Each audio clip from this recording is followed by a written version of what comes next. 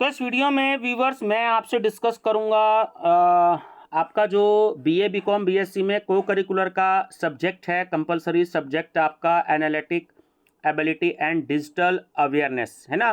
तो यूनिट 4 का पार्ट 2 में आपसे डिस्कस कर रहा हूँ इस वीडियो में। तो नमस्कार स्टूडेंट्स, मैं डॉक्टर पवन ओबराय एक बार फिर से आप सभी का स्वागत करता हूँ अपने YouTube channel study with doctor Pawan Oberoi पर। तो पार्ट 1 जो है मैंने अभी थोड़ी देर पहले अपलोड कर दिया है, तो आप प्लेलिस्ट देख लीजिएगा analytic ability and digital awareness के नाम से। तो आपको उस प्लेलिस्ट में ये वीडियो जो है आपको मिल जाएंगी, है ना। तो सीसीएस यूनिवर्सिटी के प्रीवियस ईयर के क्वेश्चन पेपर्स भी मेरे पास में है, जिनमें इस टॉपिक के काफ़ी सारे एमसीक्यूज आए हुए हैं 5-7 साल ईयर्स के। तो वो भी मैं आपसे डिस्कस कर लूँगा, आपको काफ़ी हेल्प मिल जाएगी, क्योंकि यूनिवर्सिटी अपने प्रीवियस ईयर पेपर्स में से ही क्वेश्चंस को उठाएगी। टीचर्स को एक्चुअली जो है क्वेश्चन बनाने में आसानी होती है, जो कि हिंदी इंग्लिश दोनों मीडियम में होंगे। तो मौका लगते सारे वो भी मैं आपसे डिस्कस करूंगा, क्योंकि प्रीवियस ईयर क्वेश्चन जो हैं बहुत हेल्प करते हैं और आपको बेसिक आइडिया मिल जाएगा किस तरीके से क्वेश्चन जो थे वो आए हुए थे। वो सीसीएस यूनिवर्सिटी मेरठ के हैं। ये वीडियो ओवल और उत्तर प्रदेश के सभी स्टूडेंट्स के लिए हेल्पफुल रहेगी, जो बीए बीकॉम बीएससी के स्टूडेंट्स हैं, क्योंकि जहाँ जहाँ भी एनईपी लागू हो रही है तो वहाँ वहाँ के बच्चों के लिए ये वीडियो काफ़ी ज़्यादा हेल्पफुल रहेगी। तो चलिए सेकंड पार्ट साइबर सिक्योरिटी का है, तो उसके एमसीक्यूज मैं आपसे डिस्कस करता हूं। तो क्या है इसके क्वेश्चंस, मैं सीधा क्वेश्चन और आंसर स्टूडेंट डिस्कस करूंगा, क्योंकि ये वीडियो मैं आपके रिवीजन पर्पस से बना रहा हूं, तो इसलिए मैं आपको एक्सप्लेन नहीं करूंगा बहुत ज़्यादा चीज़ें, क्योंकि वीडियो ही बहुत ज़्यादा बड़ी हो जाती है। तो सीधा क्वेश्चन और आंसर जो है जिस पे मैंने टिक लगा दिए हैं, तो वो मैं आपसे शेयर करूंगा, है ना। आपको एग्जाम पर्पस में एग्जाम टाइम में बहुत ज़्यादा हेल्प मिलेगी। तो हमारा फर्स्ट है कि ई कॉमर्स का अर्थ क्या है। तो पूरा नाम आप सब जानते ही हैं, ई फॉर इलेक्ट्रॉनिक, तो इलेक्ट्रॉनिक कॉमर्स। निम्नलिखित में से इलेक्ट्रॉनिक कॉमर्स की परिभाषा का वर्णन करता है। तो ये हम सभी जानते ही हैं, ऑप्शन सी करेक्ट है कि इलेक्ट्रॉनिक रूप से व्यापार करना। किस ई कॉमर्स मॉडल में व्यवसायों से आम जनता के लिए सामान या सेवाओं की बिक्री शामिल है ना। तो वो होती है बिजनेस टू कॉमर्स, यानी कि व्यवसाय से उपभोक्ता, B2C जिसे हम शॉर्ट में कहते हैं। क्वेश्चन नंबर 4, निम्नलिखित में से कौन सा या कौन से उपभोक्ता से उपभोक्ता यानी कि कंज्यूमर टू कंज्यूमर मॉडल का उदाहरण माना जाता है। तो amazon.com भी है, आपका eBay भी है, और rentlick.com भी है। तो डी ऑप्शन इसमें करेक्ट है। ये सभी फ्लिपकार्ट, अमेजॉन और मिंत्रा जैसी कंपनियां किस प्रकार के ई कॉमर्स सेगमेंट से संबंधित हैं। तो वो है B2C, है ना। बहुत आपने ऐड देखे होंगे मिंत्रा के भी, पिछले लगभग 1.5-2 साल से आ रहे हैं। ई गवर्नेंस के कौन से स्तर हैं। तो देखिए राष्ट्रीय स्तर भी है, राज्य स्तर भी है और स्थानीय स्तर भी होता है। तो जो डी ऑप्शन है ना, ये सभी इसका करेक्ट आंसर है। ई गवर्नेंस सेवाओं को सरकार और किसके बीच साझा किया जाता है। तो नागरिकों के बीच भी, सरकार के बीच भी और व्यवसाय के बीच भी, है ना। तो डी इसका राइट ऑप्शन है। ये सभी डैश ई गवर्नेंस का मॉडल उन सरकारी सेवाओं को संदर्भित करता है जो नागरिकों के द्वारा साझा की जाती है। तो उसे हम कहते हैं G2C, यानी कि गवर्नमेंट टू कंज्यूमर। ठीक है, ऑप्शन डी करेक्ट है। सरकार की ऑनलाइन सेवा कहलाती है, तो उसे हम कहते हैं ई गवर्नेंस। G2C का अर्थ है, तो देखिए मैंने आपको अभी इंग्लिश में बताया था कि गवर्नमेंट टू कंज्यूमर, यानी कि सरकार से नागरिक। वैसे सिटीजन होती है इंग्लिश, तो गवर्नमेंट टू सिटीजन भी कह सकते हैं प्रॉपर इंग्लिश के हिसाब से। निम्नलिखित में से कौन सा साइबर सुरक्षा का एक प्रकार है। तो क्लाउड सुरक्षा भी होती है, नेटवर्क सुरक्षा भी होती है और आवेदन सुरक्षा भी होती है। तो डी जो है वो इसका राइट ऑप्शन है। ये सभी निम्नलिखित में से कौन सा नेटवर्क सुरक्षा का उद्देश्य है। तो गोपनीयता, अखंडता और उपलब्धता, ये तीनों ही है ना। तो डी इसका राइट ऑप्शन है। ये सभी निम्नलिखित में से कौन सा साइबर सुरक्षा का लाभ नहीं है। तो वो है आपका ऑप्शन ए की सिस्टम को धीमा बनाता है ना, ये आपका ऑप्शन नंबर ए जो है वो बिल्कुल सही है। निम्नलिखित में से कौन सा साइबर अपराधियों द्वारा किया गया एक इंटरनेट घोटाला है जहां उपयोगकर्ता को गोपनीय जानकारी प्रदान करने के लिए डिजिटल रूप से आश्वस्त किया जाता है? तो वो है फिशिंग हमला। ठीक है, ऑप्शन बी फिशिंग हमला। इलेक्ट्रॉनिक भुगतान प्रणाली क्या है, यानी कि ई पेमेंट सिस्टम जिसे हम बोलते हैं इलेक्ट्रॉनिक पेमेंट सिस्टम, तो वह है कि एक प्रणाली जो व्यक्तियों या व्यवसायों के बीच इलेक्ट्रॉनिक फंड ट्रांसफर को सक्षम बनाती है ना, ऑप्शन बी। चलिए नेक्स्ट है क्वेश्चन नंबर 16 कि निम्नलिखित में से कौन सा इलेक्ट्रॉनिक भुगतान प्रणाली का एक उदाहरण है? तो वो है पेपल। ठीक है, मैलवेयर का उद्देश्य क्या है? तो मैलवेयर का उद्देश्य है कि संवेदनशील जानकारी चुराने के लिए। निम्नलिखित में से कौन सा सोशल इंजीनियरिंग हमले का एक उदाहरण है? तो अभी जो मैंने क्वेश्चन आपको बताया 14, तो वही है, सेम लैंग्वेज चेंज है, तो फिशिंग हमला। ठीक है, निम्नलिखित में से कौन सा निम्नलिखित में से कौन सा ई गवर्नेंस पहल का एक उदाहरण है? तो वो है ऑप्शन ए की ऑनलाइन टेक्स्ट फाइलिंग सिस्टम। निम्नलिखित में से कौन सा ई गवर्नेंस का संभावित लाभ है? तो वह ऑप्शन सी की बढ़ी हुई पारदर्शिता और जवाबदेही है ना, पारदर्शिता को इंग्लिश में कहते हैं ट्रांसपेरेंसी। सूचना की सुरक्षा में CIA के फुल फॉर्म क्या है? तो वह है कॉन्फिडेंटिलिटी, इंटीग्रिटी, अवेबिलिटी। वाईफाई को हैक करने के लिए किस टूल का प्रयोग किया जाता है? तो वो है एयर क्रैकिंग। हैकिंग गैर कानूनी है और कानून की दृष्टि में एक दंडनीय अपराध है। तो बिल्कुल ये जो है बिल्कुल सही है। ठीक है ना, सत्य है ये। DES की फुल फॉर्म क्या है? आपसे फुल नेम पूछ रहा है, तो वो है डिजिटल एन्क्रिप्शन स्टैंडर्ड। असुरक्षित प्लग इन का दूसरा नाम क्या है? तो वो है मैलवेयर। DHA की फुल फॉर्म क्या है? तो वो है डायरेक्टरी हार्वेस्ट अटैक। इनमें से कौन सा एक एंटीवायरस सॉफ्टवेयर है? देखिए, नॉर्टन भी है, K7 भी है और क्विक हिल भी है, तो तीनों भी हैं, है ना। तो डी जो है वो राइट ऑप्शन है। अक्सर बच्चों ने नॉर्टन का नाम तो सुना होता है, बट K7 और क्विक हिल का नाम बहुत कम लोगों ने सुना होता है, तो ये भी होते हैं। तो डी इसका राइट ऑप्शन है। ये सभी पासवर्ड के प्रयोग से नेटवर्क की बढ़ती है, क्या बढ़ती है? तो ये हम सभी जानते ही हैं, उसकी सिक्योरिटी बढ़ती है। चलिए नेक्स्ट है, वायरस एक कंप्यूटर से दूसरे कंप्यूटर में कैसे फैल सकता है? जो उसके इन्फेक्टेड फाइल को शेयर करने से। ठीक है, इन्फेक्टेड फाइल को शेयर करने से। निम्न में से कौन सा मेलवेयर का उदाहरण है? तो स्पाईवेयर भी है, वायरस भी है और ट्रोजन हॉर्स भी है। तो डी राइट ऑप्शन है ये सभी। निम्नलिखित में से किस प्रकार की वेबसाइट पर अपने व्यक्तिगत जानकारी नहीं देनी चाहिए? तो एक तो जिन वेबसाइट के एड्रेस की शुरुआत में http:/, ये जो 2 बार दे रखा आपको, नहीं होता है। दूसरा, जिन वेबसाइट्स में पैडलॉक नहीं होता है। तो सी इसका राइट ऑप्शन है, ए और बी दोनों। निम्न में से कौन सा सॉफ्टवेयर आपके कंप्यूटर की जासूसी करता है और आपसे संबंधित सूचनाओं का आदान प्रदान करता है? तो उसे हम कहते हैं स्पाईवेयर। निम्नलिखित में से कौन सा मैलवेयर का उदाहरण नहीं है? एंटीवायरस। निम्नलिखित में से किस प्रकार के साइबर अटैक के द्वारा आपको चाही गई वेबसाइट की जगह अन्य वेबसाइट पर ले जाया जाता है? तो वो होती है फिशिंग।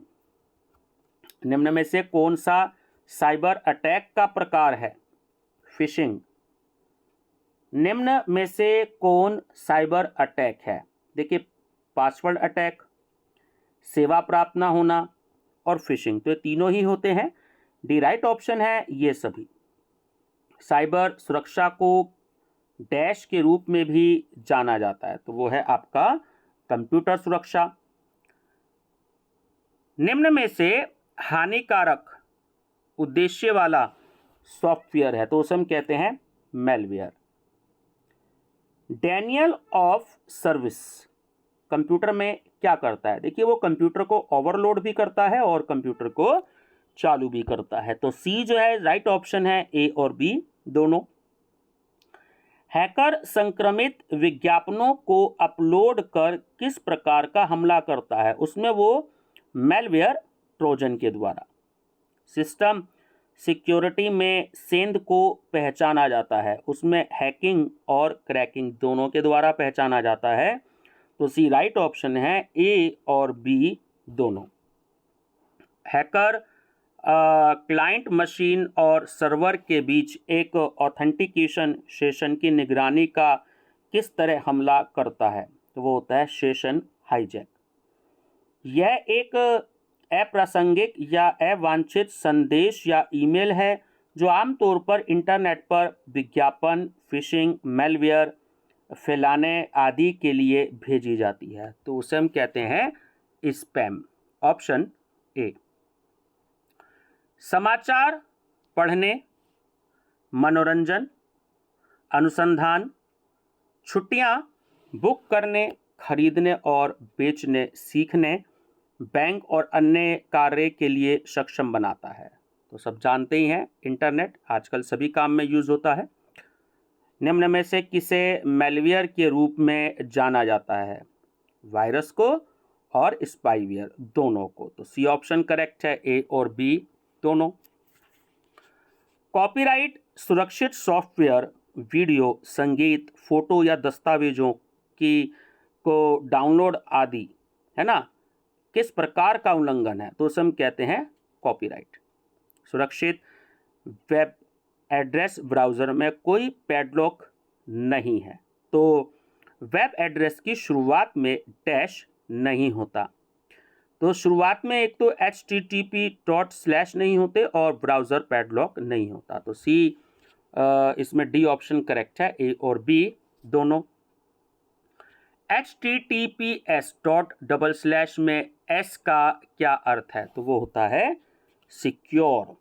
वेबसाइट पर ट्रस्ट का प्रतीक है, तो उसे हम कहते हैं trust seal. Privacy seal, business practical seal, व्यापार पहचान सील, सुरक्षा सील आदि किस प्रकार की सील है? तो उसे हम कहते हैं ट्रस्ट सील।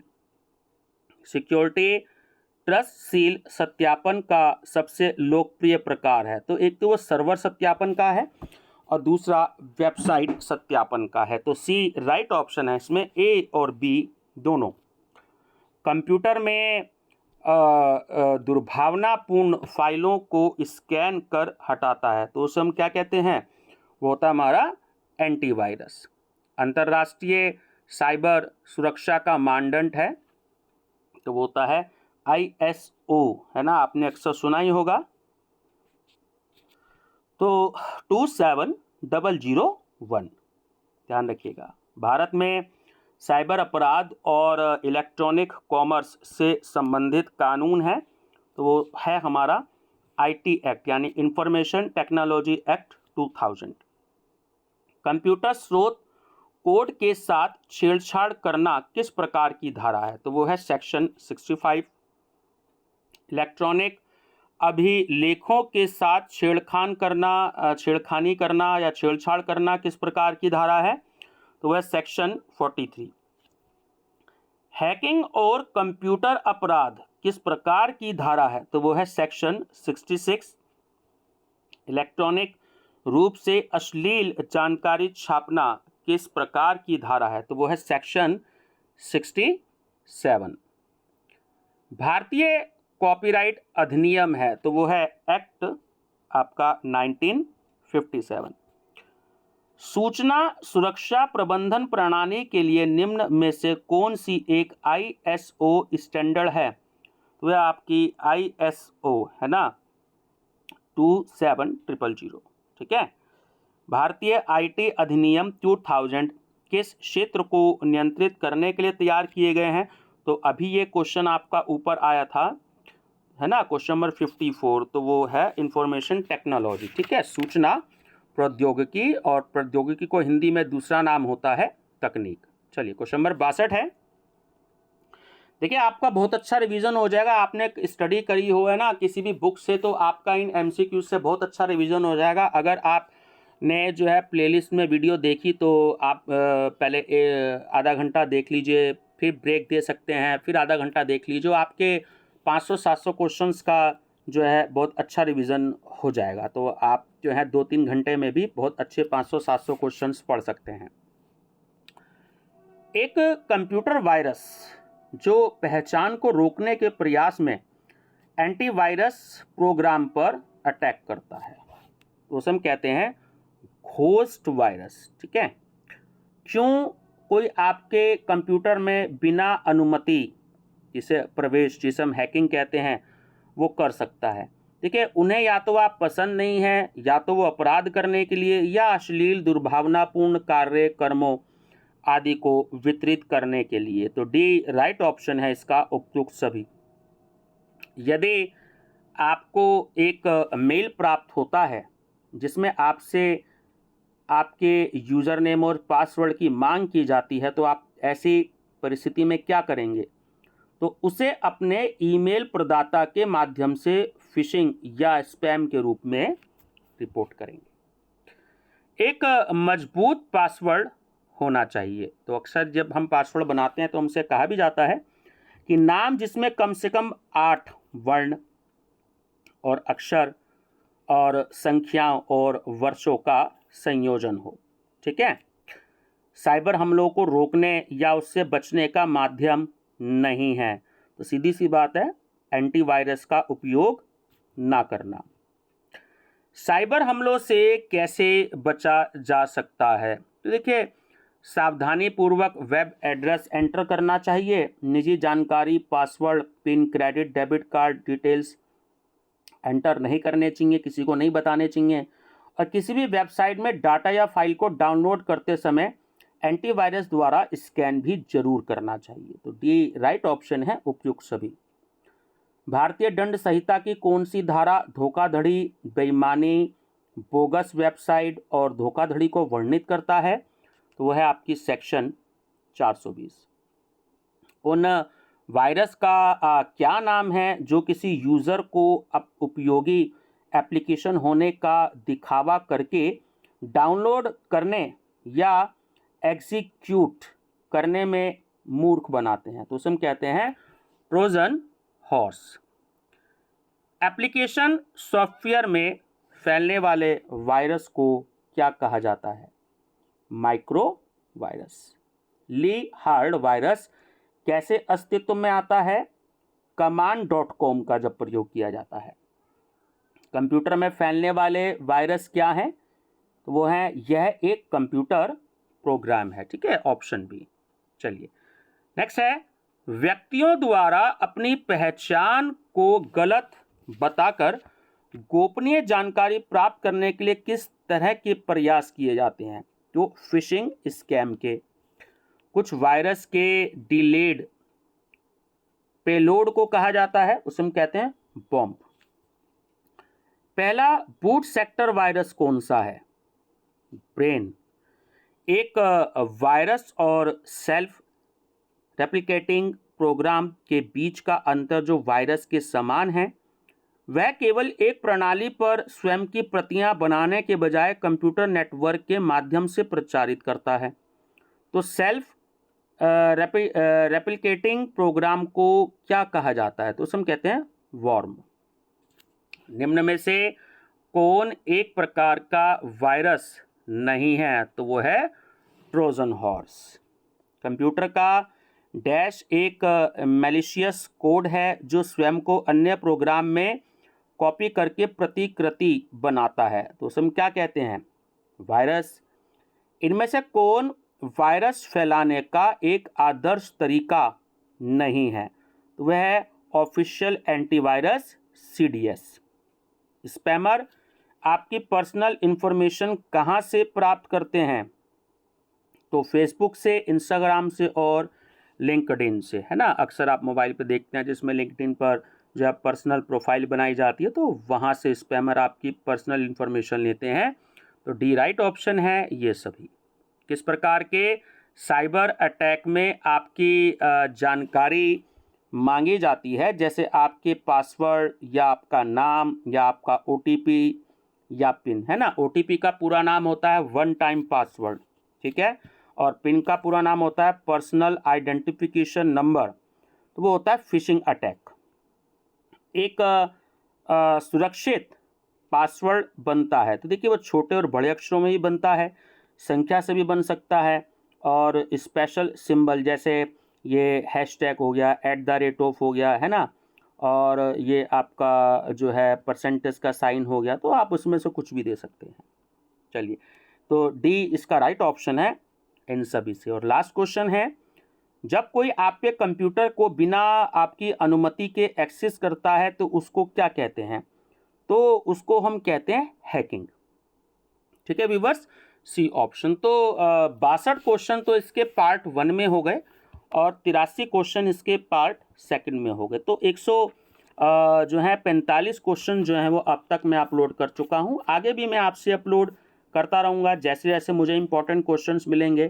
तो ये भी मैं पार्ट 1, पार्ट 2, पार्ट 3, पार्ट 4 इसलिए रखूँगा, जैसे मान लीजिए मैंने किसी बुक से क्वेश्चन लिया या मैंने अपने क्वेश्चंस तैयार किए या कुछ इंपॉर्टेंट क्वेश्चंस मेरे को और कहीं से मिल गए, तो मैं यूनिट इसलिए लिख दूंगा कि वो उस यूनिट में आप पे कवर हो जाएंगे, है ना। कंप्यूटर के भी बहुत सारे क्वेश्चंस हैं मेरे पास में, तो जैसे जैसे मेरे को जो है इन्फॉर्मेशन मिलती रहेगी कि आपके क्वेश्चंस जो हैं यहाँ से इम्पॉर्टेंट हैं, तो मैं जो है आपसे ज़रूर शेयर करता रहूँगा।